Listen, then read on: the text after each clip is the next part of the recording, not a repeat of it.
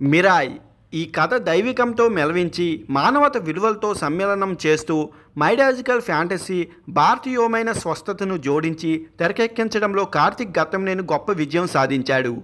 మరీ ముఖ్యంగా కొన్ని సీన్స్కు రోమాలు నిక్కబొడుచుకుంటాయి. నీలాకాశంలో గరుడ వాహనంపై కూర్చుని యోధుడు చేసే యుద్ధం ఒక విజువల్స్ మాదిరిగానే చెప్పాలి. ప్రతి ఫ్రేము డివైన్గా ఉంటుంది. గ్రాఫిక్స్, స్కోపు, స్లో మోషన్స్లో సీన్స్ అన్నీ మేల్వింపు. ఒక అద్భుతమైన దృశ్య కావ్యం చూస్తున్న ఫీలింగ్ కలుగుతుంది. వేద పాత్రలో తేజ సజ్జా జీవించేశాడు. సామాన్య యువకుడి నుంచి ధర్మరక్షకుడి దాకా అతను చేసే ప్రయాణాన్ని నెక్స్ట్ లెవెలే చెప్పాలి. ముఖ్యంగా అతను మిరాయిను వినియోగించడంలో ఉన్న కమాండు స్క్రీన్ మీద సాలిడ్గా కనిపిస్తుంది.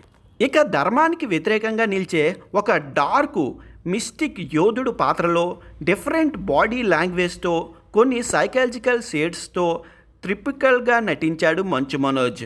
మరీ ముఖ్యంగా శబ్ద గ్రంథం, యాక్షన్ ఎపిసోడ్ లాంటి సన్నివేశాలు భారతీయ సిల్వర్ స్క్రీన్ మీద ఇప్పటి వరకు ఇలాంటి నటన చూసి ఉండరు. ఇందులో వీరెట్టిన నటన గూస్ బంప్సే.